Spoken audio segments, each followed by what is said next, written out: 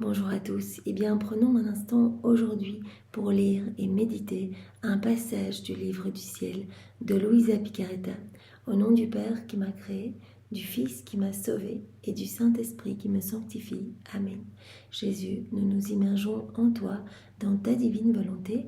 Nous nous unissons à toi, nous nous identifions à toi, nous nous consumons en toi, nous nous perdons en toi, nous fusionnons nos volontés dans la tienne, nous les fondons dans la tienne et comme tous les jours, Seigneur, nous t'invitons dans nos vies, dans nos cœurs, pour que tu les carchérisses, que tu les purifies, que tu les sanctifies, que tu les ennoblisses, vraiment que tu recrées en chacun de nos cœurs cet espace nécessaire pour que ta divine volonté puisse se déployer en nous, qu'elle puisse opérer et agir librement à partir de chacune de nos humanités.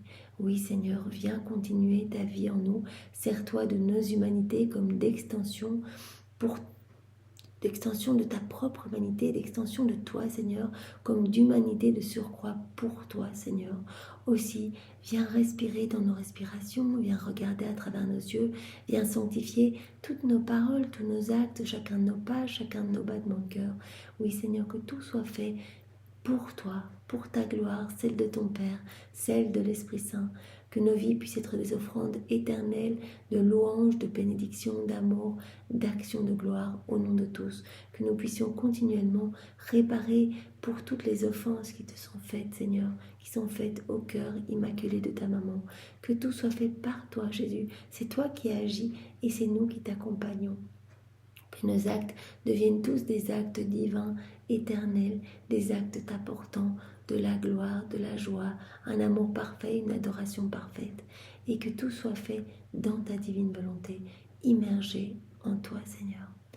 Seigneur, vraiment nous voulons toute notre vie rester unis à toi, rester unis à ta divinité, à ta volonté, à ton humanité. Nous voulons continuellement t'aimer et t'adorer avec l'amour, la sagesse et la puissance de ta divine volonté. Nous voulons le faire au nom de tous. Que chacune de nos respirations, que chacun de nos battements de cœur, que chacun de nos mouvements, puisse te consoler, puisse t'abreuver, puisse te nourrir, puisse penser tes plaies.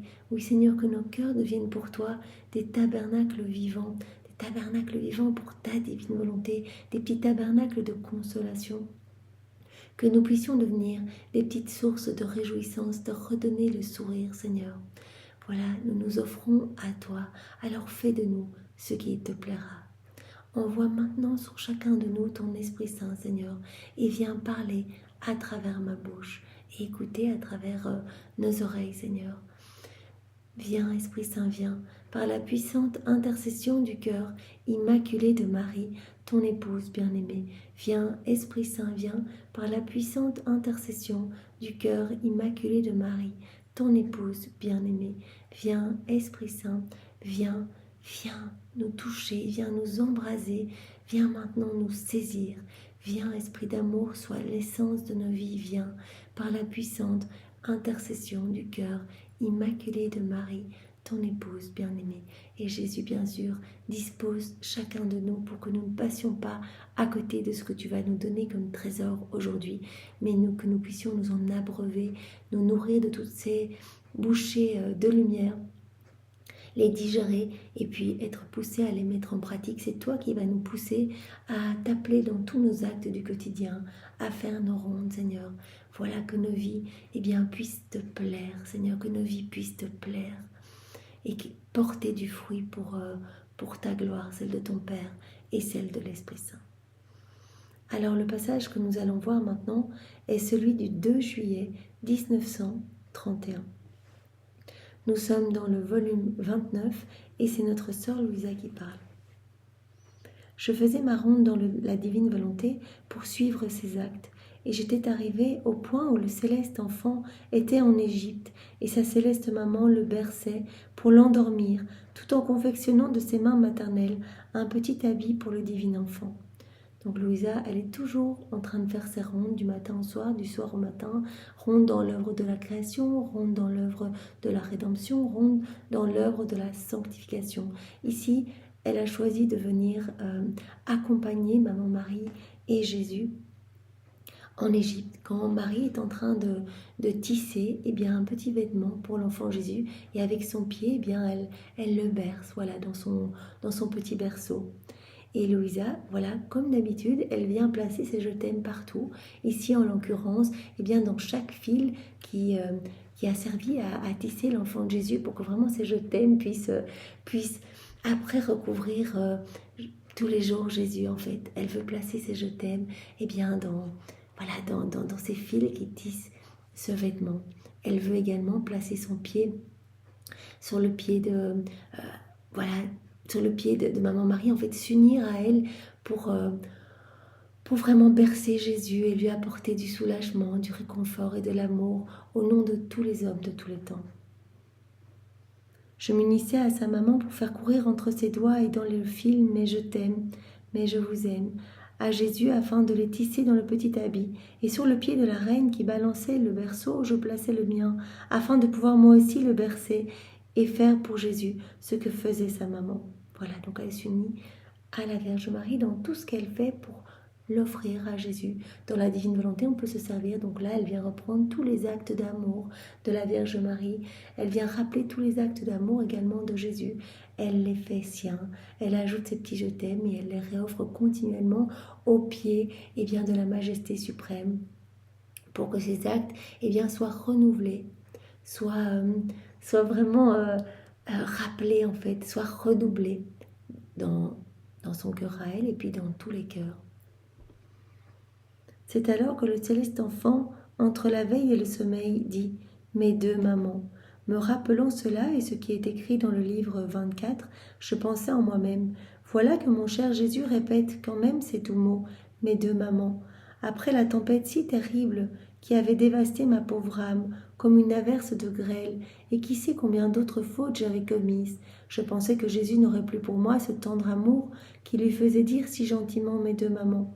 Donc déjà dans le volume 24, Jésus avait appelé Louisa sa maman. Il avait dit « mes deux mamans » voyant la Vierge Marie. Et Louisa, il lui avait expliqué que l'âme vivante dans la divine volonté, donc elle et puis toutes les âmes, voilà, les enfants de la divine volonté qui allaient suivre après elle, toutes ces générations qui allaient s'essayer aux premiers actes dans la divine volonté, qui allaient s'unir à Jésus, découvrir les écrits du ciel, allaient devenir comme d'autres mères pour lui, parce que ces âmes allaient lui apporter du réconfort, allaient réparer pour tous les actes mauvais, allaient le consoler, allaient lui apporter de la nourriture. Ces âmes deviennent vraiment des hosties vivantes, allaient lui donner à boire. Jésus qui souffre de cette soif de notre salut, soif de notre amour, toutes les âmes vivant dans la divine volonté l'abreuvent en fait. Voilà, parce qu'elles viennent donner de l'amour au nom de tous, elles viennent réparer au nom de tous, elles viennent compenser tous les vides de tendresse, tous les vides d'affection, et donc elles deviennent comme d'autres mères pour Jésus. Donc Louisa, elle se dit, voilà, elle raisonne peut-être de façon un peu humaine en disant, mais après toute cette période de tribulation que j'ai traversée, voilà, elle l'a dit à Jésus, c'est la période la plus difficile de ma vie, les prêtres me remettent en question, on me calomnie, on remet en doute tout ce que j'ai écrit, tous ces moments d'intimité avec toi. Donc elle vit vraiment ces grandes humiliations, elle est dans cette torture, et donc elle dit, mais j'ai dû commettre tellement de péchés, Jésus, et malgré ces moments où je me sens si mal en fait finalement, toi tu continues à m'appeler ma maman, à dire mes deux mamans en me parlant à moi et à ta maman. Je pensais cela lorsque mon aimable Jésus me dit « Ma fille, comme tu n'avais pas arrêté de t'unir continuellement avec notre céleste maman, de placer pour moi tes je vous aime dans ce qu'elle faisait, est-ce que je pouvais cesser de dire mes deux mamans ?» Jésus dit « En fait, tu as toujours continué à t'unir à moi, à t'unir à ma maman, donc tu me consoles continuellement dans tes actes. » Quand Louisa, elle fait ses rondes même dans l'œuvre de la création, dans l'œuvre de la sanctification. En fait, elle amène vraiment une adoration parfaite à Jésus. Elle amène un soulagement, elle amène un amour parfait, une gloire parfaite au nom de toutes les générations humaines. Donc Jésus dit, tu n'as pas cessé de faire tes actes. Tu n'as pas cessé de t'unir à moi, de t'unir à ma maman. Pourquoi j'aurais dû cesser de t'appeler ma maman? Quand tu fais tes actes, tu m'aimes, tu me réconfortes, tu joues ce rôle de maman. Voilà. Est-ce que je pouvais cesser de dire mais de maman, je t'aimerais alors moins que toi tu m'aimes, alors que jamais je ne me laisse dépasser par l'amour de la créature. Ça, Jésus nous le dit tout le temps, il ne peut pas se laisser dépasser en amour. Donc Louisa, faisant ses petites rondes, plaçant ses petits je t'aime partout, dans toute l'œuvre de la rédemption, etc., sur chaque élément créé, et puis dans chaque sacrement, tenant compagnie à la divine volonté à l'œuvre, eh bien Jésus dit, toi tu as continué, et tu m'as donné de l'amour continuellement, je ne peux pas me laisser dépasser en amour. Donc à chaque fois que tu me donnais de l'amour, je redoublais encore d'amour pour toi, et de grâce et d'amour pour tous les hommes. En fonction, bien sûr, de la disposition, les âmes vont recevoir ou vont rejeter ces grâces. Tu devrais aussi savoir que tout ce que la créature fait dans ma divine volonté, ce bien que fait la créature a la vertu de se convertir en nature, et un bien véritable en nature n'est jamais perdu. Il n'y a pas non plus de difficulté à le répéter aussi souvent qu'on le veut. Voilà, ça Jésus nous le dit depuis plusieurs jours. Au plus on va faire des actes dans la divine volonté, au plus cela va nous être facile de répéter ces actes, ces rondes, comme Louisa, voilà, du matin au soir. Elle est continuellement en train de suivre les actes de la divine volonté, elle est continuellement abandonnée dans ce divin vouloir. Et Jésus dit, en fait, c'est parce qu'à chaque fois que tu fais des actes, tes rondes, que tu reçois mes enseignements, que tu les digères, que tu les mets en pratique, tu alimentes cette vie divine en toi, cette vie grandit en toi. Et donc, tout ce que je te donne, tous les biens divins que je te donne deviennent comme une nature pour toi. Tout devient naturel pour toi. De la même façon que tu clignes des yeux, eh bien tu vas naturellement faire des actes dans la divine volonté, faire des rondes, etc. Voilà, tout ce qui est fait dans la divine volonté a la vertu de se convertir en nature, et un bien véritable en nature n'est jamais perdu. Il n'y a pas non plus de difficulté à le répéter aussi souvent qu'on le veut. Aurais-tu peut-être de la difficulté à respirer, à toucher? Donc comme respirer et toucher, c'est quelque chose qui est naturel pour nous. Eh bien, au plus on va faire des actes, au plus Jésus va vraiment nous purifier, nous transformer, et au plus sa divine volonté va prendre de l'espace en nous. Nous allons vraiment faire grandir la vie de la divine volonté en nous, et donc cela va nous être tout à fait facile et naturel, eh bien, de faire toujours plus d'actes. Voilà, c'est pas difficile pour toi de respirer ou de toucher, parce que c'est dans ta nature. Et si tu ne le veux pas, il te faut plutôt faire un effort, et un effort qui pourrait te coûter la vie. Voilà, si on veut s'empêcher de respirer, cela nous coûterait un effort qui pourrait nous coûter la vie. Donc c'est quelque chose de tellement naturel que ne pas le faire est plus dur que le faire. Comme cela sera le cas quand nous nous serons immergés et immergés encore dans la divine volonté, avec cette constance et cette persévérance, cela nous sera tellement facile qu'il nous serait plus dur, eh bien, de ne pas le faire que de le faire. Donc cela sera comme une deuxième nature, comme c'est le cas pour Louisa. Et c'est là le plus grand prodige de ma volonté.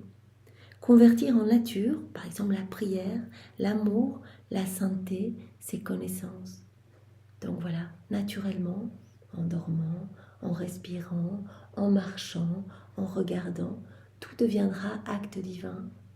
Voilà, tout sera directement, on ne devra même plus dire « Seigneur, je m'immerge dans ta divine volonté ». On sera complètement dans la divine volonté.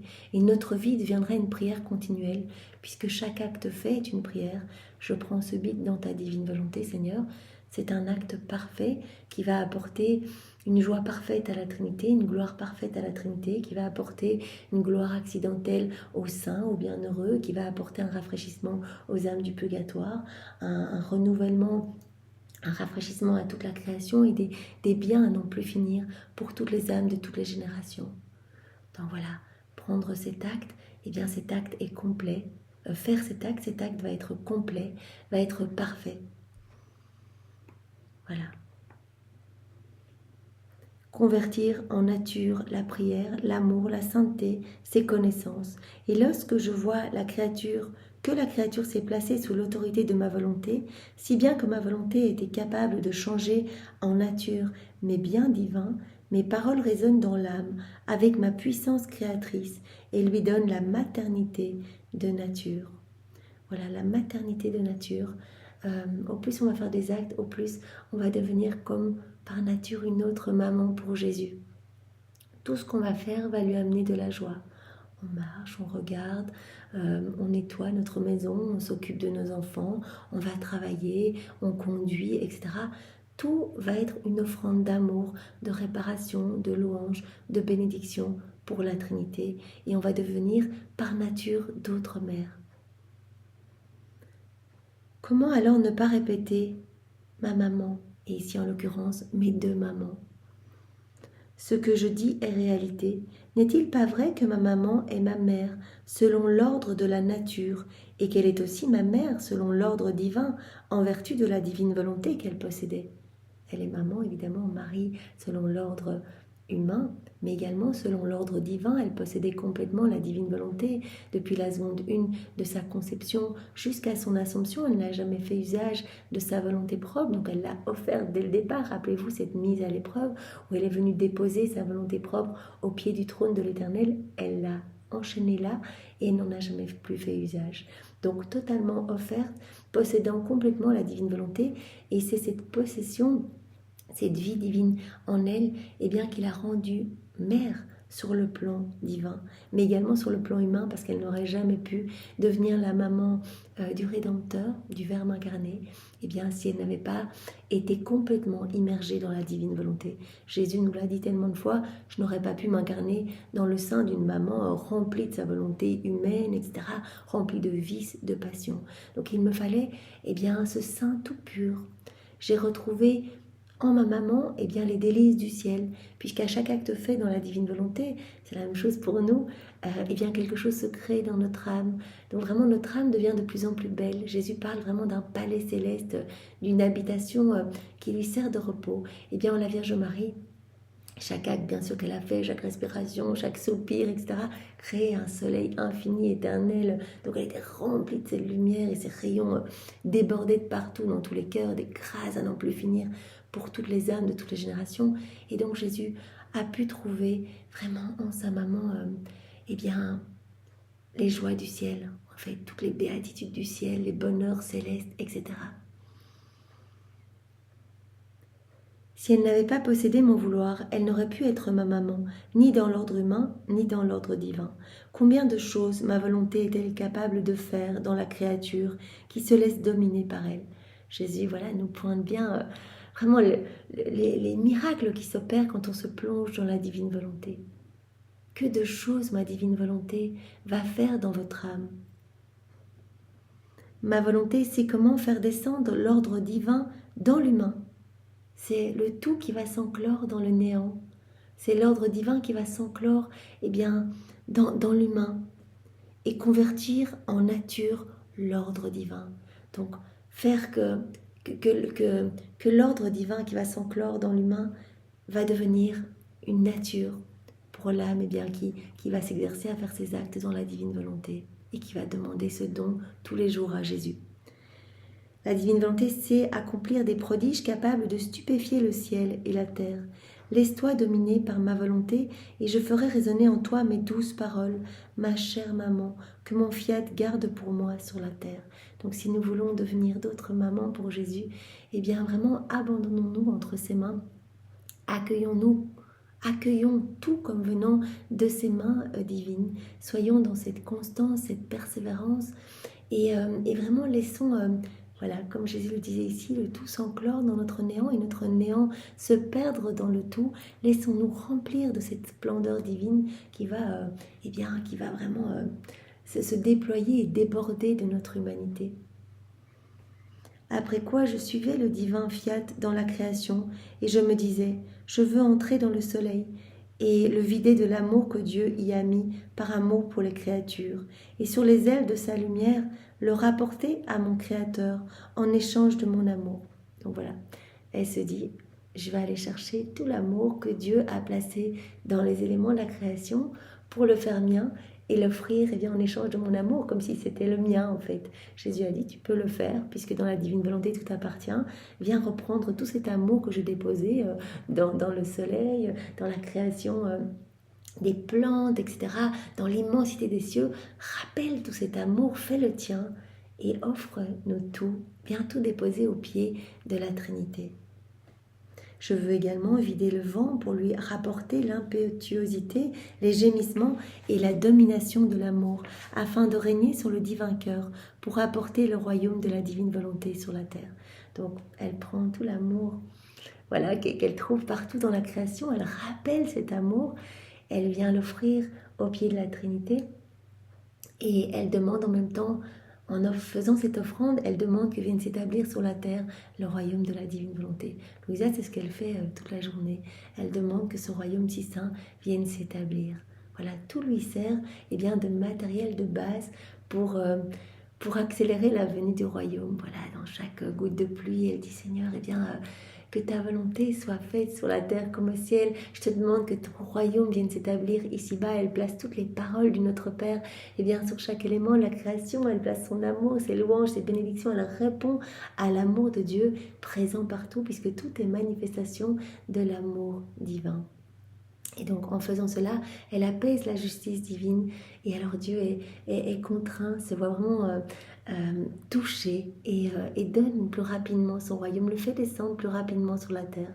Donc nous aussi à notre petite échelle, nous pouvons contribuer à faire descendre ce royaume si saint, travailler à l'avènement de ce royaume en faisant nos petits actes du quotidien. Chaque acte va permettre vraiment à des âmes partout d'être touchées, de découvrir les écrits du ciel, de faire leurs premiers actes dans la divine volonté, à des âmes de se sanctifier, de se purifier, de s'embellir, de revenir à la messe après un temps sans y avoir été, etc. Donc vraiment, nous travaillons à l'avènement du royaume en faisant ces rondes ou en faisant nos actes. Voilà, on travaille à faire descendre ce royaume si saint. Et Jésus élargit les frontières de ce royaume dans notre cœur, puisque chaque acte alimente cette vie divine en nous. Et donc, les frontières à chaque fois sont élargies à chaque acte. À chaque acte, nouvelle création, nouvelle beauté, nouvelle sainteté, nouvelle floraison. Et il vient en plus à chaque acte dilater notre âme pour que nous puissions à chaque fois accueillir plus. Voilà, faire grandir vraiment la vie du divin vouloir en nous. Je veux vider le ciel de l'amour qu'il contient afin de rapporter à mon Créateur l'amour qui ne finit jamais, qui ne dit jamais c'est assez, et le lui apporter en échange de mon amour pour lui dire tout le temps je t'aime, pour lui partout et en tous. Donc voilà, elle fait cela, elle va prendre l'immensité des cieux, elle va prendre l'humilité déposée par Dieu dans la terre, elle va prendre la force, la puissance du vent, de la mer, etc. Elle va tout faire sien, elle va tout offrir à la Trinité en gage d'amour au nom de tous les hommes. Mais qui peut dire toutes les folies que j'ai dites à propos de toutes les choses créées? Je faisais cela lorsque mon doux Jésus me dit Fille de ma volonté, combien m'est agréable l'âme qui entre dans mon vouloir pour y trouver toutes mes œuvres, et volant d'une chose créée à l'autre, elle calcule selon ses faibles moyens combien d'amour, de bonté, de puissance, de beauté et d'autres choses j'ai pu mettre dans chaque chose créée. Donc voilà, Jésus dit, mais c'est tellement agréable pour nous de voir l'âme qui parcourt tous les éléments de la création et qui voit notre amour, qui voit notre bonté, qui voit la beauté qu'on y a déversée, etc. Et comme pour celle qui est dans ma volonté, ce qui est à moi est à elle, elle embrasse tout et le rapporte en moi et autour de moi en échange de son amour. Elle fait tout sien, elle ajoute ses petits je t'aime et elle nous réoffre tout. Parce que tout lui appartient dans la divine volonté, tout appartient, tout a été fait pour l'âme vivant dans ce divin vouloir. Et je sens revenir à moi l'amour que nous avons mis dans la création, la puissance, la bonté et la beauté avec lesquelles nous avons peint toute la création. Alors Dieu sent à nouveau cet amour se renouveler. Voilà, tout cet amour qui a été placé, cette puissance, la sagesse, tout ce qui a été placé dans les éléments de la création, Dieu sent à nouveau cet amour se renouveler, se redoubler. Et cet amour va se déverser dans tous les cœurs. Et dans notre excès d'amour, nous disons, la fille de notre volonté nous retourne nos œuvres, notre amour, notre bonté et tout le reste. Et tout en nous les retournant, elle les laisse à leur poste. Et nous ressentons de la joie et du bonheur comme si nous faisions à nouveau toute la création.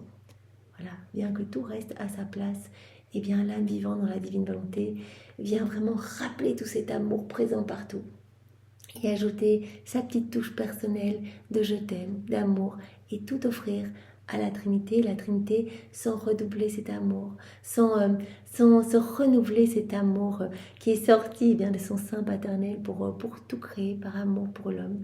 Et donc cet amour va jaillir en fait, va jaillir pour tous. Pour tous, chacun va pouvoir recevoir quelque chose. Donc quand on fait ces rondes, quand on prend bien, tous ces petits cadeaux cachés pour les réoffrir à la Trinité, quand on place notre amour partout, on redouble. Cet amour est redoublé par Dieu, bien sûr. Or, tu dois savoir qu'en créant tout l'univers, la variété de tant de choses diverses, nous avons émis un acte déterminé et suffisant pour chaque chose, de telle sorte qu'aucune ne peut outrepasser la limite dans laquelle elle a été créée. Donc tout ce qui existe a une vertu pour se régénérer, mais il n'y a pas cet acte croissant comme pour l'homme. Donc les éléments restent à leur place, là où Dieu les a voulus. Il n'y a pas cette croissance. Donc comme dit Jésus ici, nous avons émis un acte déterminé, complet et suffisant pour chaque chose. Et ces choses, ces éléments de la création ne peuvent pas outrepasser ce qui a été déterminé par Dieu. De telle sorte qu'aucune chose créée ne peut outrepasser la limite dans laquelle elle a été créée. Cependant, bien que ce fût un acte déterminé, que les choses créées ne peuvent pas dépasser, c'était un acte complet. Un acte déterminé, oui, les choses ne peuvent pas dépasser cet acte, mais un acte complet. Un acte complet. Si bien que les créatures ne peuvent prendre tout le bien que contient chaque chose créée, et elles n'en ont d'ailleurs pas la capacité. Donc c'est un acte déterminé que les éléments ne peuvent pas dépasser, mais un acte complet. C'est-à-dire qu'il y a tout, il y a tout.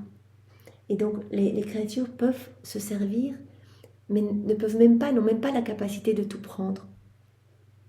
Qui donc en vérité pourrait dire « Je peux prendre toute la lumière du soleil par exemple » ou « Le ciel par-dessus ma tête n'est pas suffisant pour moi » ou alors « Toutes les eaux ne parviennent pas à me désaltérer » ou « La terre n'est pas suffisante sous mes pieds » bien d'autres choses. Et cela parce que si grand est notre amour, si surabondant le luxe, l'étalage et la splendeur de ce que nous possédons lorsque notre divinité accomplit un acte et crée des choses. Aucune de nos œuvres ne peut être qualifiée de pauvre. Donc même si tout est régi par la divine volonté et se trouve déterminé en fait. Les éléments de la création ne peuvent pas dépasser, outrepasser ce que Dieu a prévu pour ces choses créées. Eh bien, ce sont en même temps des éléments complets. Jésus dit ici, c'est un acte complet. Nous avons émis un acte déterminé, suffisant et complet pour chaque chose créée. Complet, c'est-à-dire que l'homme n'aura même pas la capacité de tout enclore, de tout prendre. Aucune de nos œuvres ne peut être qualifiée de pauvre. Toutes les œuvres sont riches. Toutes sont une manifestation grandiose, certaines par un luxe de lumière, d'autres par la splendeur de leur beauté, d'autres encore par la variété de leurs couleurs. Elles semblent vouloir dire dans leur langage muet « Notre Créateur est immensément riche, beau, puissant, sage ».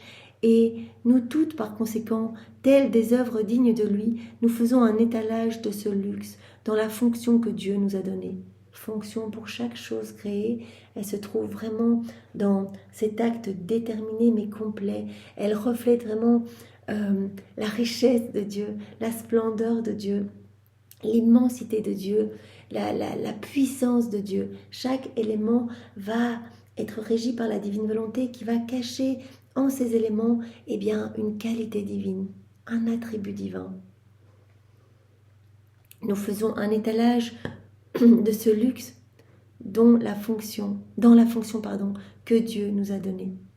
Or, ma fille, tel ne fut pas le cas en créant l'homme. Donc, comme je l'ai dit précédemment, alors que les éléments de la création ne peuvent pas croître, l'homme, lui, comme nous l'avons vu, peut, en s'unissant à son Créateur, alimenter cette vie divine, faire grandir la vie de la divine volonté.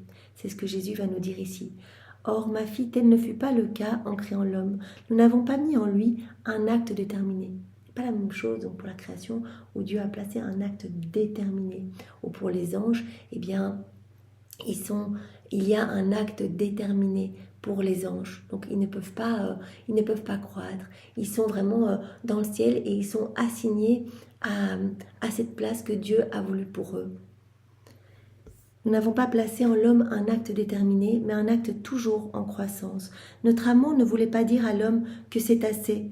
Cela aurait été comme un obstacle à notre amour, un arrêt à notre enthousiasme. Non, non, notre c'est assez n'a pas été prononcé dans la création de l'homme. Alors que pour toute la création, Dieu a prononcé un fiat et la création reste dans cet acte de création, cet acte déterminé. Mais pour l'homme, c'est le seul de toute la création à pouvoir faire grandir cette vie divine en lui, à pouvoir croître. Voilà, nous avons mis en l'homme l'acte croissant, un acte toujours en croissance. Notre amour ne voulait pas dire à l'homme que c'est assez. Cela aurait été comme un obstacle à notre amour, un arrêt à notre enthousiasme. Non, non, notre c'est assez n'a pas été prononcé dans la création de l'homme. Il n'a pas mis une fin, mais un acte toujours grandissant, de façon à ce que nos manifestations d'amour ne puissent pas avoir de fin, mais qu'elles puissent être capables de manifester une splendeur de luxe, de grâce, de sainteté, de beauté et de bonté, et de tout le reste, autant qu'il lui plairait. Donc l'homme peut grandir en sainteté, en beauté, en puissance, en tout en fait. Vraiment grandir de plus en plus à la ressemblance de son Créateur, grandir de plus en plus dans cette sainteté divine. Donc cet acte est croissant. L'homme peut croître continuellement. À chaque fois qu'il fait un acte dans la divine volonté, eh bien Jésus l'a dit, je purifie cette âme, je retire quelque chose résultant de sa volonté propre pour y placer quelque chose du ciel. Donc il y a à chaque fois plus de lumière. À chaque fois, comme nous l'avons vu tous les jours précédents, chaque acte va être une petite nourriture donc pour alimenter cette vie divine. Et à chaque fois, Jésus prononce son fiat créateur sur notre âme. Donc il n'y a pas juste un seul fiat. Il y a à chaque fois un fiat qui est prononcé. Chaque acte, un fiat est prononcé et quelque chose se crée en nous. Quelque chose, nous remplissant toujours de plus de divin. Jésus l'a dit, mon plan pour chacun de mes enfants, c'est qu'il n'y ait plus rien d'humain en eux et que tout soit divin. Donc je veux passer mes enfants au broyeur de ma divine volonté pour y retirer tout ce qui résulte de leur volonté humaine. Donc l'homme va pouvoir grandir continuellement en splendeur, en grâce, en sainteté, en beauté, en bonté. Voilà, Jésus veut nous donner la plénitude de tout. Plénitude de sainteté, vous imaginez la plénitude de puissance, de pureté, de beauté, etc. Autant qu'il lui plairait. Nous avons attaché notre acte croissant à son libre arbitre.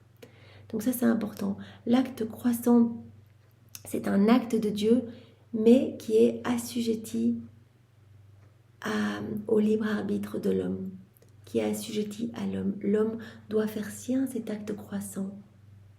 Voilà, si l'homme choisit de faire tout sans Dieu, de ne pas s'unir à son Créateur, il n'alimentera pas cette vie divine. Il ne grandira pas en beauté, en pureté, en splendeur de Dieu. Notre acte croissant a été attaché au libre arbitre de l'homme, afin qu'il ne puisse y avoir aucun obstacle au luxe dont il serait capable. Donc c'est vraiment l'homme qui doit décider de faire sien cet acte croissant et vraiment d'alimenter la vie de la divine volonté dans son âme, voilà, pour devenir de plus en plus semblable à son Créateur. Et pour que notre acte croissant dans l'homme puisse avoir tous les soutiens possibles et imaginables, nous avons également mis notre divine volonté à sa disposition afin de lui permettre de maintenir, aux dépens de notre volonté, tout le luxe désiré et la surabondance des biens de son Créateur. Voilà, Jésus nous dit que quand l'homme a été créé, il lui a été donné la divine volonté pour avoir cette capacité d'accueillir tout ce luxe, tous ces biens divins, toutes ces merveilles que Dieu veut lui donner, dont Dieu veut le combler. Donc voilà, la divine volonté nous permet d'avoir cette capacité pour accueillir toujours plus et pour vraiment grandir complètement à la ressemblance de notre Créateur. Notre amour n'a pas osé dire « c'est assez pour l'homme, notre enfant ». C'est assez pour l'homme, notre enfant, jusqu'ici tu peux aller. Non, non, cela aurait été comme Comme si un père disait à ses enfants, jusqu'à une certaine date, vous pourrez vous asseoir à ma table, puis ce sera fini. Ce ne serait pas l'amour d'un père, mais d'un maître. Que l'enfant puisse vouloir arrêter de recevoir de la nourriture de son père, cela se peut, mais que le père lui dise, tu resteras dans le jeûne, il ne le fera jamais. Donc vraiment, dans cet amour immense pour chacun de nous, eh bien c'est le plan de Dieu que nous soyons toujours alimentés, que nous puissions continuellement recevoir plus. Voilà, nous avons reçu vraiment cet acte croissant. Comme dit Jésus ici, l'homme n'a pas été créé avec cet acte déterminé, comme les éléments de la création, mais un acte toujours en croissance. Telle est notre bonté, nous ne dirons jamais c'est assez à la créature. Notre acte croissant lui servira continuellement de la nourriture pour la faire grandir et la conserver. Voilà, Jésus prend cet exemple. Un papa ne peut pas faire jeûner ses enfants et les voir dans la misère. Il veut toujours leur donner ce qu'il y a de mieux. Eh bien, à plus forte raison, Jésus nous dit, cet acte croissant va servir continuellement de nourriture pour faire grandir la créature et la conserver belle. Mais si la créature ingrate refuse de se servir de notre acte croissant, ce grand don que lui a fait son Créateur, nous aurons la tristesse de voir notre cher enfant jeûner dans la pauvreté, notre acte entravé et sans vie, et la créature changera notre enthousiasme d'amour en tristesse.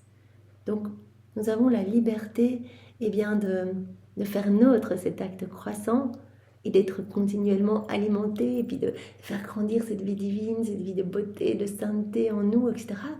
D'être de plus en plus des enfants de lumière, ou alors de nous détourner de Dieu, d'agir dans nos volontés propres, d'étouffer la vie divine en nous, d'étouffer la divine volonté en nous, de la rendre comme esclave de nos mauvaises passions, de la rendre esclave de notre volonté humaine. On enchaîne Jésus le dit, je suis la divine volonté, et dans les cœurs qui ne veulent pas de moi, qui agissent dans leur volonté propre, eh bien je ne peux pas agir. Et donc je suis malheureux, en fait, je ne peux pas me reposer, je suis dans cette continuelle attente que mes enfants reviennent à moi. Je souffre aussi parce que dans cette âme, puisque la vie divine est étouffée, il y a cette odeur nauséabonde, comme un corps sans vie qui sent mauvais, qui se putréfie, une âme sans cette vie divine. Si on choisit de ne pas alimenter cette vie divine et de la faire vraiment grandir en nous, et qu'on choisit au contraire de l'étouffer en agissant seul, sans Dieu, eh bien il y a vraiment cette odeur putride dans notre âme. Et donc Jésus se sent pas bien dans notre âme, en fait, il étouffe dans notre âme. Il veut déverser son amour, on l'empêche de déverser son amour et on continue d'alimenter notre âme des puanteurs du monde et de notre volonté humaine. Voilà. Si la créature ingrate refuse de se servir de notre acte croissant, ce grand don que lui a fait son Créateur, nous aurons la tristesse de voir notre cher enfant jeûner dans la pauvreté, notre acte entravé et sans vie. Donc, c'est vraiment un cadeau qu'on a reçu, c'est un don. Alors, bien sûr, Jésus avait cet acte croissant, mais Jésus, par nature, l'avait. La Vierge Marie l'a reçu par grâce, Louisa l'a également reçu par don. Donc voilà, jusqu'à Louisa, Jésus, Marie et Louisa sont les seuls ayant eu cet acte croissant. Adam l'avait bien évidemment au départ, mais il a perdu le don de la vie dans la divine volonté, il a perdu cet acte croissant, il a perdu la divine volonté comme narratrice de tout l'amour de Dieu partout, donc il n'y a plus répondu. Et nous savons, par cette rupture de sa volonté humaine avec la divine volonté, eh bien, voilà, tous les vices, les maux, les iniquités ont vu le jour. Voilà. Si la créature ingrate refuse de se servir de notre acte croissant, ce grand don que lui a fait son Créateur, nous aurons la tristesse de voir notre cher enfant jeûner dans la pauvreté, notre acte entravé et sans vie. Et la créature changera notre enthousiasme d'amour en tristesse. Alors que c'est vraiment un enthousiasme d'amour, on a reçu cet acte croissant pour qu'on puisse continuellement être grandir en beauté, vraiment grandir dans cette ressemblance, récupérer cette ressemblance avec notre Créateur et grandir en sainteté, avoir toujours plus, vraiment avec notre âme qui se dilaterait à chaque fois pour accueillir plus. Donc il y a vraiment cet enthousiasme de la Trinité de nous donner toujours plus. On donne de l'amour à Dieu quand on fait un acte dans la divine volonté, quand on fait une ronde, on va donner un acte parfait d'amour à Dieu et Dieu va redoubler encore cet amour. Et donc on va être de plus en plus gorgé de cet amour, de cette lumière divine, de cette sainteté divine, etc. Et donc cet enthousiasme va être totalement freiné, se transformer en tristesse pour l'âme qui ne veut pas vivre dans la divine volonté, qui refuse ce cadeau de cet acte croissant. Elle va changer notre enthousiasme d'amour en tristesse.